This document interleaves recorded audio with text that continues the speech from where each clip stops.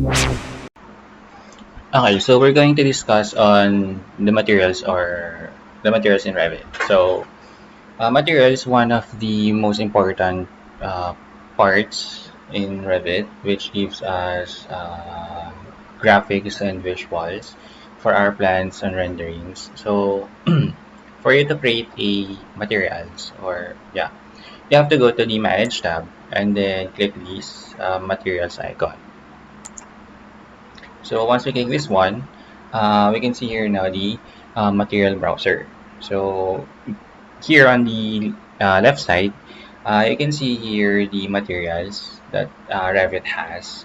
And then if you want to see more materials, okay, so by clicking this home, you can see here the AEC materials, which means architectural engineering and construction. So once you double click this one, you can see here the different materials in Revit. Okay, so and once you click this home, you drop it down. You can see here the AEC material folders, and then these are the categories that you can choose from. So you have the ceiling, ceramics, concrete, and fabric. So here on the left side, project materials, you can see here that there are exclamation points or yellow, triangular yellow on the bottom corner of the materials image. So it means that these materials are uh, in that in newer version. So, but anyway, it doesn't affect your materials once you put it on your objects. So on the right side, these are called the material assets. So particularly here in the appearance, so these are the material assets. But these other tabs, these are the tabs that helps you when you are doing your plan, creating a working drawings, or having an analysis on the material. So let's start from the identity tab. So this identity tab, uh, let's click this break, for example. So identity tab, it gives you information from on the materials that you're going to use. So for example, here, so you have the name, so very common, then the descriptive information. So description, you have the class. From there, you can actually select the class of the materials that you're going to use. So once you click this small arrow, you can see the different class of materials that Revit has. Okay, so although these are not that complete, but anyway, you can just put some categories on the materials that you're going to do or to make. So there. Then comments, then keywords. So these keywords helps you when you are searching for the materials. Okay. Then product information. So product information is used for the specification of materials or specifying materials. So once you're creating a specification of materials, you will definitely put some manufacturers, the model. So that's some information that you need to put. Then cost for the project estimation. So, and then URL, if you have the link for that material, so you can put the URL here. So Revit is not just for creating plans, renderings, but as well on cost estimation. That's why you have the cost here. So if you're going to estimate, you can use Revit. Okay. Then Revit annotation information, keynote, and then mark. So this keynote helps you when you're specifying materials on your plan. So for example, you're putting a hold uh, FF1 or FF01. FF01 means finished flooring 1. For metals, for example, MT1. For stone, ST1. So those are the keynotes that you're going to put on that material. Then marks. So next, graphics. So these graphics are used for the visuals on your plans or graphic representation of your plans. So shading, this one, it is used when you are on the uh, shaded visual styles. Okay, so the default is the use render appearance is ticked or checked, meaning that you're using the color of the texture that you have on your material. So once you click this appearance, so these are the color of your texture which will be reflected on your shade or shading. So once you uncheck this one, you can now change the color of the shading. Okay. To change that, you just have to click this one and then this color window will pop up. And then from here, you can select the colors that you want. Okay. Then transparency, visibility of this of the color or of the shade. Okay. So next is the surface pattern. And then the cut pattern. So what's the difference? Surface patterns, these are patterns that can be seen on the surface. For example, on your wall, on your flooring, on your roof, uh, there. So those are the surface patterns. So under the surface pattern, you have the foreground and the background. So foreground, uh, these are the patterns that you can see here. So once you click this pattern, uh, you can change now the patterns of your foreground. So it means foreground, it's just like the front pattern of your surface. And then you have here the drafting and the model. So later on, I will be discussing the difference between the pattern types of drafting and model. And then color, you can change the color of your pattern. There. And then texture alignment, I will be discussing this later on. So there. So background, what would be the background of this pattern or of your surface? So you can use the solid fill or the aluminum. So depending on you. So you can do both, or you can have both patterns on your surface as long as it won't confuse uh, the reader of your or the one that is looking on your plan. So, but usually you can just use the solid fill if you want to. So you have the variety of patterns here where you can select. And then the cut pattern. So cut pattern is used during these sections. So once you cut the wall or the material, you can see a pattern there. So you can change also the foreground and the background. Same as with the surface pattern. If you want to put another pattern behind your foreground, you can do so. So next is the appearance. So appearance, these are the texture of your materials. So you can see here the informations, the masonry, the relief patterns, and the thing. Okay. And then you also have the physical and the thermal. So these two are used for analysis of your materials. Okay. We will not be focusing on these two since we're not studying the materials in Revit. So what we are focused on is on how you apply this software to your drafting. So going back, so there are different ways you can create your materials. So the first one or the first step that you can do is by clicking this icon. So once you click this one, you will there are two options. You can create new material and duplicate selected material. So the first step is by creating new material. The second way is by duplicating the selected material. Okay. So anyway, which of any options that you click there will be discussed. So let's create new material. So once you create a new material, you can see here now the material created, which is the default new material. So here on the appearance tab, there are two terms that you have to know, which are the materials and the material assets. So once you say materials, these are the materials that you input on your object or on this window. So these are the materials that you are using. And material assets, these are the uh, like the presets or the options where you change the uh, properties of your materials. Okay. So these are the material assets. So you have the information, you have the generic, you have the reflectivity, you have the transparency, cutout, self-illumination, bump, and tint.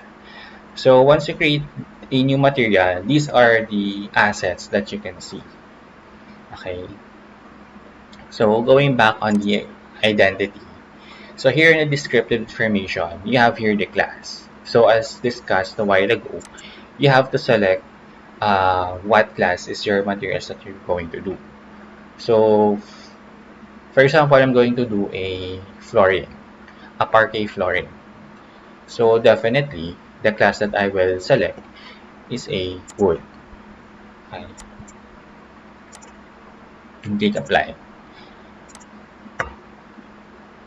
Okay. So once you select the class, you will now have to change some assets on your materials. Okay, but before that, you see here on the left top corner, there are generic 6 and there is a number 0 here. So what this implies? So it means that this material doesn't have any same assets with the others. But generic 6, it means that there are generic materials, and this is the 6 generic materials that you have on your material browser. So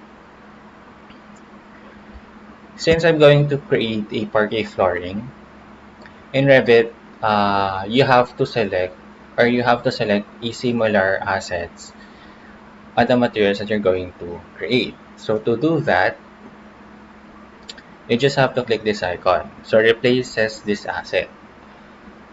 So once you click this one, this asset browser will appear.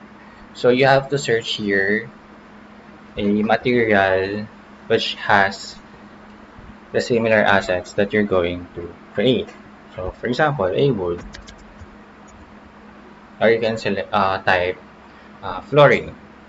So here, these are the woods that Revit has. So you have to select a any wood here to change the material asset of your default material or your new material. So since I'm going to create a parquet flooring, so I have to select this flooring oak. So once I select this, I have to click this two arrows to replace this material assets. Okay. So since parquet flooring and flooring oak has the similar assets, that's why I selected this asset here in the asset browser. So once we're done selecting, you can close this one, and then you can now edit the information on the materials. So I have to change the name. So let's say flooring medium wood.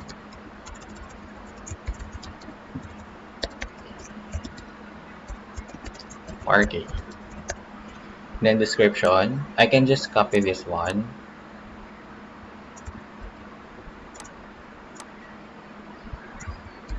There. And then keywords. So keywords, what keywords will you type here? So once you research here on the search bar, you can now find this material. So let's change this to parquet, or medium wood. Right. So upon changing the information, we should also change the name of our material. So right click, then rename. So let's say parquet flooring 1. Okay. Next, parameters. So these are the parameters that you can change on your material assets. So image, these are like your bitmaps or your diffuse if you compare it to other uh, CAD softwares or 3D softwares. Okay, so to change the uh, image, you have to click this red O and then look for the material that you're going to put on your Revit.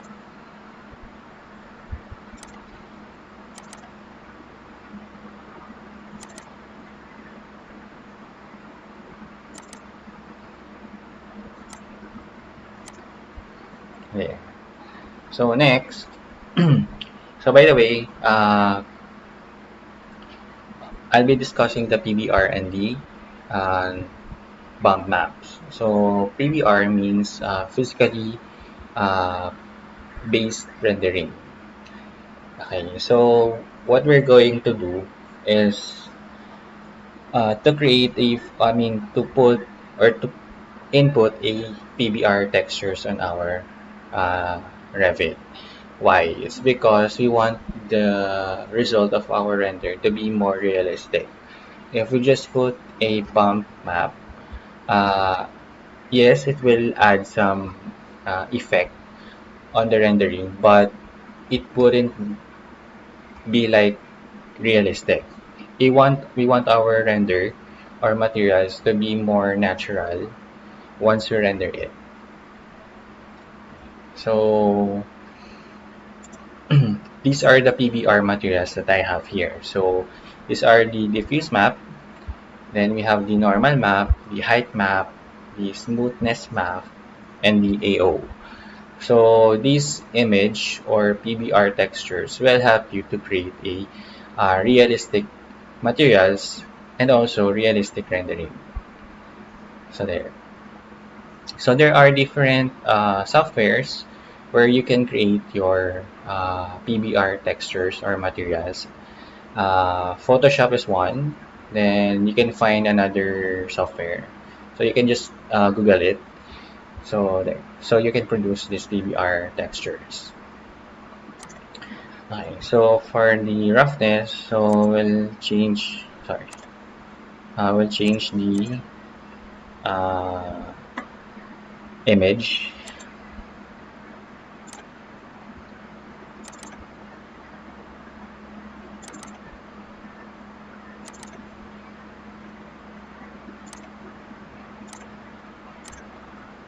Yeah. So by the way, you can change the texture or the height or the scale of your texture by clicking this image or by clicking the image. So here, you have options. So you have the brightness. You can change the brightness here. If you want the image to be dark or light, then invert if you want to invert. Yeah. So transforms. If you want your texture to link uh, once you change the scale, for example, of your drawings. So you can now change the scale here. So you can check this or uncheck if you want that. So I'll check this one. Then positions, if you want to offset. So, but I don't do that as well. Then scale, if you want to change the scale of this one. So the height, width. So depends. So for example, 1 meter. Then, then if you want to change the height and width, just uncheck or unclick this one. It will break the ratio there. Then repeat. So there's nothing to repeat on this texture. So I'll keep it as is. Then click done. So same as this one, if you change the scale of this image, so you have to change this as well. So make this 1 meter. Okay. Then link transformation, then done. Then translucency, we don't have to make this image to be translucent. Emissivity, we don't have to make this to create a light or to produce a light, since this is a flooring. Relief patterns, these are the bump. So what we're going to use is the normal map, or we can use the height map.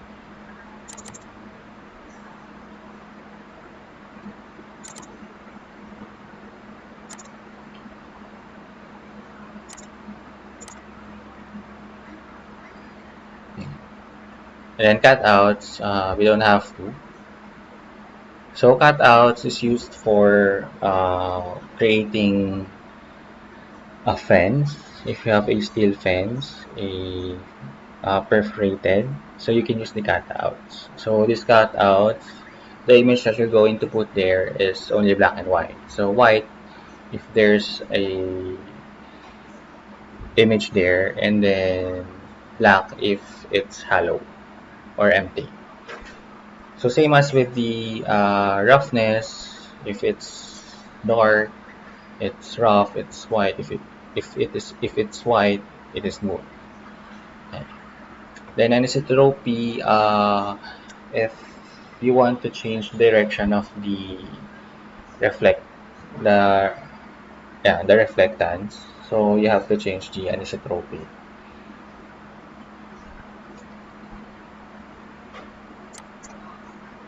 This only applies for metals usually, but on the woods it doesn't. Then image. So I sorry, you have to change this as well. Okay, so in the bump, you have here the uh, depth, and then you have the advance. So these two are related. If you're going to use a height map, which I did, so these are the only uh,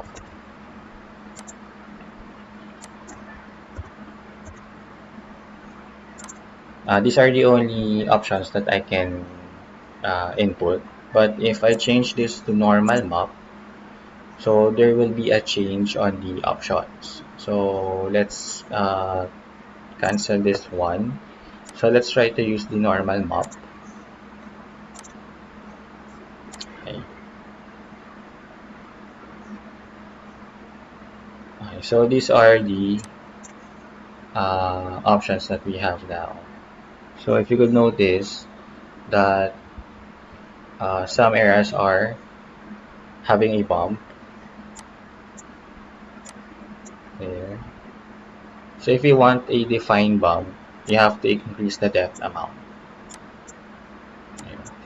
So the maximum is only 5. So you can see here. So let's change this to, let's say, 3.5.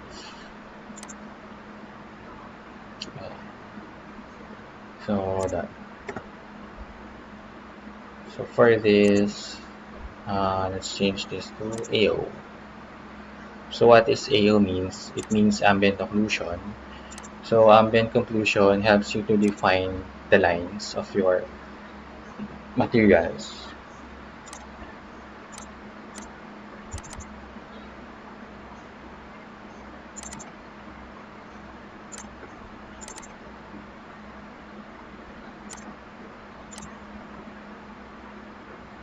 Yeah. Then in shape, you have the short and long. So the difference is that if you have a long fall off, the highlights will become smoother, but if short, it becomes sharper. So you want these highlights to be smooth rather than sharp. So anisotropy, let's make this to 0. then click apply. Okay. So we already have created our materials. So in the graphics, let's discuss that later. So what if I want to create another material which has the same class? Okay, so what I have to do is to right click this one and duplicate. Then rename this as Parquet Flooring 2, for example. And then here in the Parquet Flooring 2, you will notice here that there's a number 1 here. So in the Parquet Flooring 1, it will also update to 1. By the way, before continuing to this one, here on the right bottom corner of this image, you can see here another image or button. So once you click this one, you have the scene. So these scenes helps you to visualize what your materials look like in a specific shape or area. So you have here the sphere, okay, then you have the cube, you have the cylinder, okay, then you have the canvas there, plane, then object, and so on and so forth. So since I'm going to create a parquet flooring, so definitely I'm going to use a plane so I can visualize what it will look like once I render this one. But if you want to see the changes once you edit your materials, so here you can see the lines more defined, and if you have a bump, you can see it more here. So it depends on you on what kind of shape that you want for you to see the difference once this texture updates. So below the scene, you have the environment. So you have the grid light, you have the plaza. So this environment, it shows the light, how the light uh, reflects on the object, or how the light hits on the object. So what would it look like once this light hit the object? You have the snow field, you have the warm light. Okay.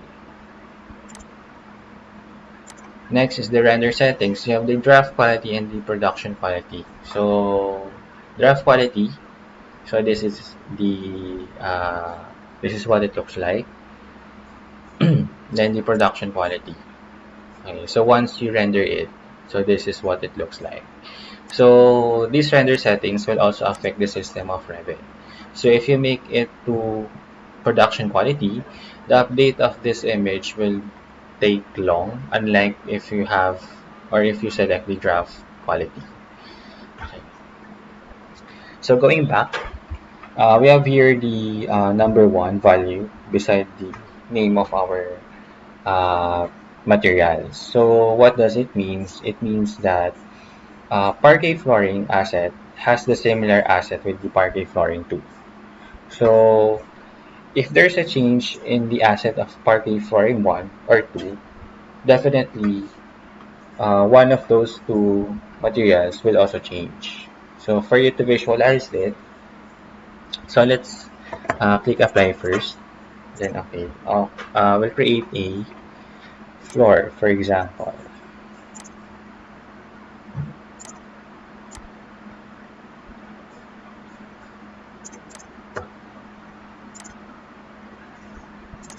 And another floor here.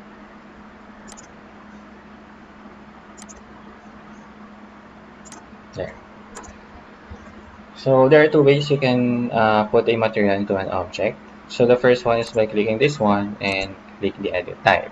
The other one is from the manage, sorry,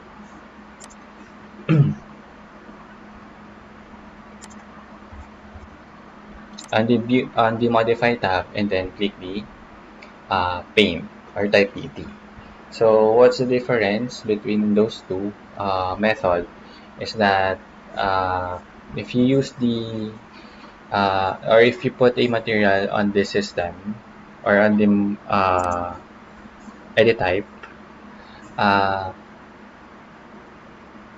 it will make your, I mean, it would be better if you do that since each material has its own thickness.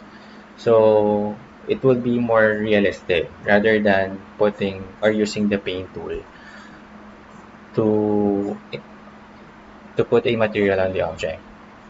I wouldn't advise to use this paint tool on your object. But if you are just making a 3D, you can just use the paint tool. Since we're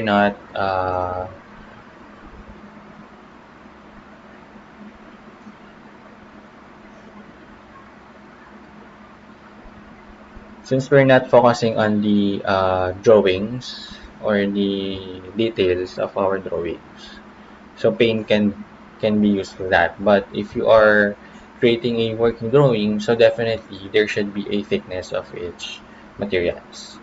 So going back, so edit type, then duplicate this one, let's say flooring 1,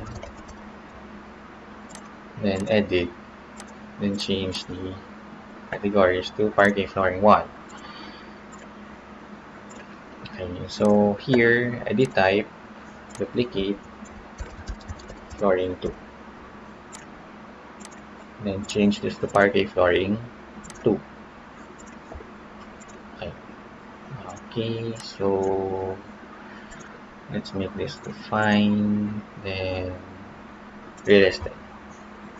Okay, so this two our is our materials. This is the parquet flooring 1 and this is the parquet flooring 2. So let's go back to the materials. So for example, I duplicate this one. Okay, so I already duplicate this. So I want to change the texture of this parquet flooring too. So again, click this one, and then let's look for a wood here.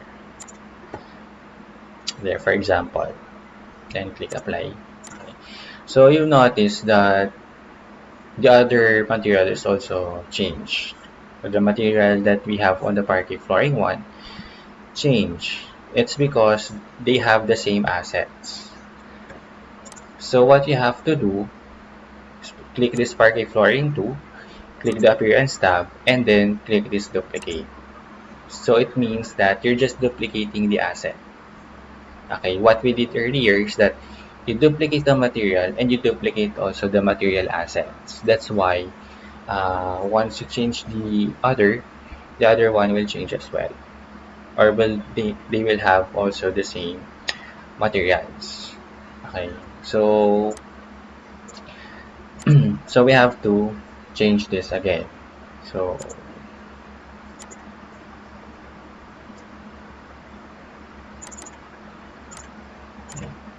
apply. Okay, so here, so we have the parquet flooring 1 and you have the parquet flooring 2. So they already have now different um, material assets. Okay. So there. So next, we're going to discuss the graphics. Okay. So again, we have here the texture alignment. So what this texture alignment do? So this texture alignment helps you to align the texture that you have here on the patterns that you have on the materials. So for example, I'm going to look for a wood pattern. Okay, by the way, before continuing to that, pattern types. So we have here the drafting and the model. So what's the difference? So drafting is only used for drafting. Okay, just for a visual representation on your drawing or visual representation of your materials on your drawing. But once you scale your drawing, it will also be scaled. Okay, or if you change the view of your drawing or your 3D, the view of your pattern will also be changed. It follows where the viewer eyes, or where your view is. So that's the difference between the drafting and the model. Model, this is used for the actual pattern of your drawing. So if you want to have, okay, so I think everyone's familiar with the floor pattern layout. So floor pattern layout is used for, or it is a plan where you have to see the patterns of your floors, and it also gives you the idea where should your materials start. So we have what we call SOP, or setting out plan. So this SOP indicates where your uh, material to be put first. So these patterns should be on model pattern type, not in the drafting. And drafting is also, or usually used for the sections, not on the surface. Because again, it will change the scales, or it will affect your views on your plan. Okay. So what we're going to select is the model, not the drafting. Okay. So we're going to select this wood board white, then click OK. Now, if we want to align our texture, so since we're going, for example, we're going to create a floor pattern layout. So we want to align the pattern on the texture that we have. So click this one, and then now you can align your texture to your pattern. There. So once you align the pattern, your texture will also follow. So okay.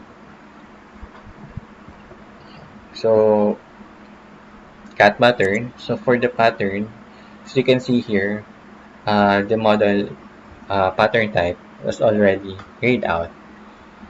So what we only have here is the drafting. So for example, this one, click OK. Then we can make a background from it. There. So say this one.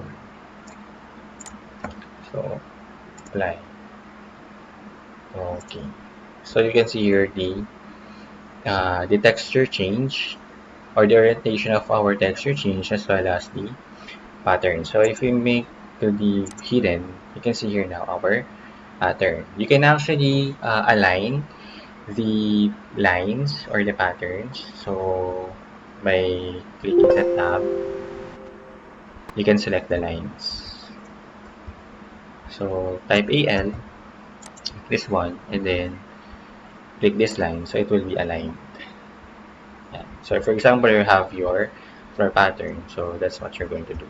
You have to select first the model pattern type, and then select the pattern. So another question is that, what if I want to have a different patterns? Can I create a new one, or can I create a custom? Yes, you can, but it only strips, or sorry, but it only uh, give you a small option for that. So to create a new pattern, so click this new fill pattern, and then click the custom. So you can browse. So you can actually look for a pattern in the net, then you can just browse and input here on your Revit system. But if you're going to create it manually, it will be difficult, since there are codes that are needed for you to create a hatch patterns. Unlike in Revit, in AutoCAD, you can create a pattern by using, or by selecting the super hatch. But here, you need codes for you to create your patterns. So just advice, you have to you can just look for look for a pattern on the internet, then just load it in here. so you can have your pattern that you like. Okay. So if you click this basic, you can just only create a crosshatch. Okay, so that's it. So click OK. Then if you create a section, then make this fine. So you even have now your uh, cat patterns. So this is the foreground and this pink one is the background.